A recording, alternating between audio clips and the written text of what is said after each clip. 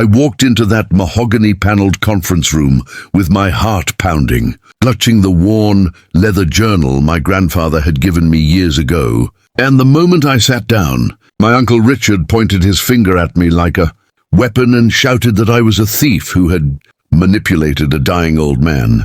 The lawyer's face went pale. My Aunt Margaret stood up so fast, her chair fell backward.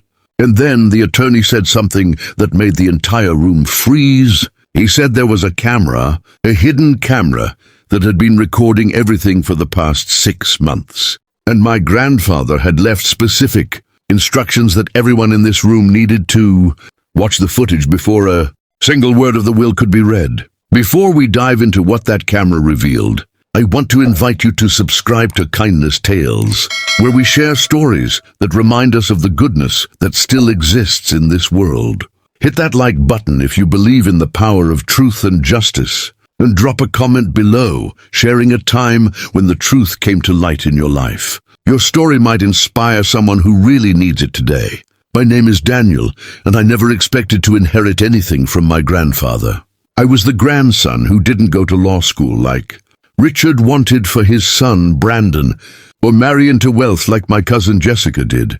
I was a public school teacher in a small town outside of Philadelphia, making barely enough to cover rent on my studio apartment. But my grandfather, William Montgomery, saw something in me that the rest of the family seemed to miss. He saw someone who actually cared about him as a person, not as a walking bank account. Every Sunday for 5 years, I drove 2 hours to visit Grandpa William at his estate. Not because I wanted something, not because I was angling for inheritance. I went because after my grandmother died, I could see the loneliness eating away at him like rust on old metal. We'd sit in his study, surrounded by books that smelled like leather and time. And we'd talk about everything: philosophy, history, the students in my classroom, his regrets, his proudest moments. He told me once that those Sundays were the only time he felt like a human being, instead of a Montgomery. The rest of the family visited on holidays, always with their hands out and their smiles practiced. Uncle Richard would bring investment opportunities. Aunt Margaret brought her complaints about how the family fortune wasn't being shared equally enough. My cousins treated the estate like a museum they were already planning to sell. But I just brought stories from my week, a deck of cards for gin rummy, and homemade cookies that my girlfriend Emma baked. 6 months before he died, Grandpa William's health started declining rapidly. The doctors said it was his heart, weakening with each passing week. That's when things got ugly. Richard started showing up more often, always with his lawyer son Brandon, always talking about power of attorney and estate planning. Margaret began making lists of which furniture pieces she wanted, and I kept showing up on Sundays, reading him his favorite Steinbeck novels when his eyes got too tired, helping him walk around the garden when his legs felt strong enough. 3 months before the end, I noticed my grandfather had become paranoid. He'd ask me strange questions about whether I'd seen anyone going through his office, whether I'd noticed people acting differently around him. He made me promise something unusual. He held my hand with fingers that felt like paper-thin bird bones and said that no matter what anyone accused me of, I should trust that the truth would reveal itself. I didn't understand what he meant then. When he died on a rainy Tuesday in October, I cried in my car for an hour before driving home. I'd lost my closest friend. The funeral was elaborate, expensive, and completely devoid of genuine emotion from anyone except me and the long-time housekeeper, Mrs. Chen, who had worked for my grandfather for 30 years. I saw my relatives checking their watches during the eulogy. That should have prepared me for what came next. The will reading was scheduled for 2 weeks after the funeral. I almost didn't go. Emma convinced me I should, said it would be disrespectful not to attend. So I put on the only suit I owned, the one I'd bought at a discount store for job interviews, and I drove to the law offices of Patterson and Associates in downtown Philadelphia.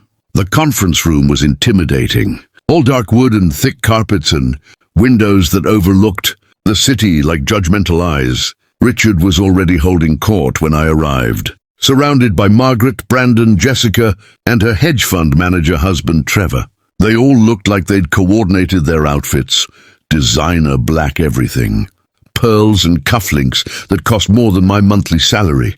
I sat down in the empty chair at the end of the table, feeling completely out of place. The family attorney, Mr. Patterson, was a thin man in his 70s with kind eyes that kept darting nervously. Between his documents and my uncle's face, Mr. Patterson cleared his throat and began explaining the preliminary formalities. But Richard cut him off. He turned to me with eyes full of cold fury and said that before we went any further, he wanted to address the elephant in the room. He said that I had been manipulating their father, isolating him from his real family, poisoning his mind against his own children. Margaret jumped in, her voice shaking with manufactured emotion, saying she'd heard from the staff that I'd been taking things from the house, small valuables that I probably pawned to supplement my teacher salary. I felt my face burning. I opened my mouth to defend myself, but Richard wasn't finished. He said they had reason to believe I'd used undue influence to manipulate the will, that I'd taken advantage of an elderly man in declining mental health. Brandon, the lawyer cousin, added in his practiced courtroom voice that they were prepared to contest any bequest made to me, and they had grounds to pursue criminal charges for elder abuse and theft. Jessica was crying actual tears, talking about how much she loved her grandfather and how dare I take advantage of him. I sat there in shock, my hands gripping that old journal so hard my knuckles went white.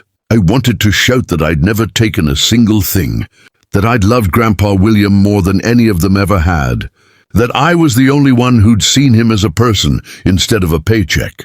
But my voice wouldn't work. I felt small and accused and completely powerless against their united front of expensive lawyers and righteous anger.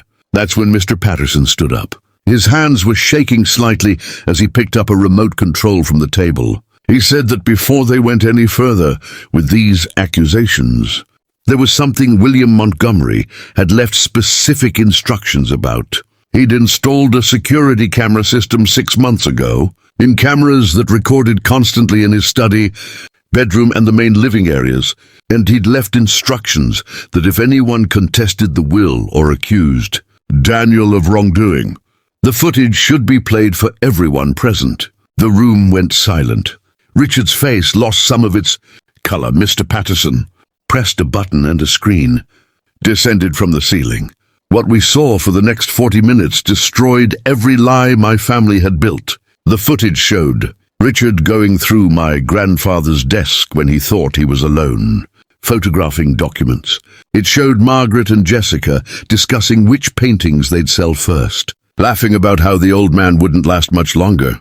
It showed Brandon trying to convince my grandfather to sign papers without reading them, papers that would have given Richard control of the estate. But most damning of all, it showed the Sunday visits they'd accused me of using for manipulation. The camera captured me reading aloud, helping my grandfather walk, listening to his stories, laughing at his jokes. It showed him telling Mrs. Chen that I was the only one who loved him for himself. It showed him crying after Richard's visits, upset and angry at being treated like a commodity. It showed him adding codicils to his will, telling Mr. Patterson on camera that he wanted to make sure Daniel was taken care of, because I'd been the only real family he'd had in his final years. The final clip was recorded just 3 days before he died.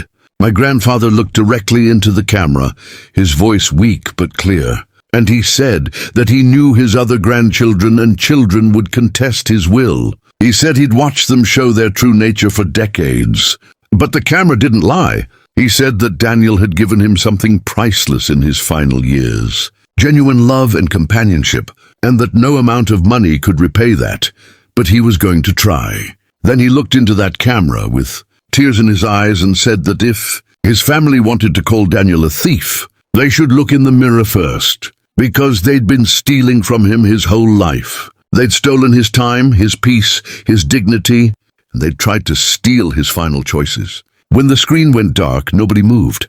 Margaret was crying real tears now, but they were tears of shame. Brandon was staring at his hands. Richard's face had gone from red to grey. Jessica had her hand over her mouth. Mr. Patterson set down the remote and picked up the will with steady hands now. He said that William Montgomery had left his entire estate, valued at approximately $47 million, to his grandson Daniel, with the exception of $50,000 each to Richard and Margaret, and nothing to the grandchildren who'd shown up only when summoned. But there was more. The will stipulated that I had to use a portion of the money to establish a foundation providing scholarships for underprivileged students pursuing teaching careers, something my grandfather and I had talked about on one of those Sunday afternoons. It also left generous provisions for Mrs. Chen and the rest of the staff who'd cared for him with genuine affection, and it included a letter, sealed, addressed to me. I opened it right there with shaking hands. My grandfather's distinctive handwriting filled 3 pages, but one paragraph made me break down completely. He wrote that he'd spent his whole life building wealth, but I'd taught him in his final years what it meant to be truly rich. He said that love given freely, time spent without expectation, presence without agenda, these were the currencies that actually mattered. He wrote that he hoped the money would let me continue teaching without financial worry, and that he hoped I'd use it to spread the kind of kindness I'd shown him to as many young people as possible. Richard and his family left without another word. Brenda tried to say something that might have been an apology, but thought better of it. I sat alone in that conference room with Mr. Patterson and Mrs. Chen, who'd been called to witness everything. She came over and hugged me, this tiny woman who barely reached my shoulder, and she whispered that my grandfather had been so happy those last years because of me, and that was worth more than any inheritance. The money changed my life in practical ways. I paid off my student loans, bought a modest house, and established the Montgomery Teaching Foundation.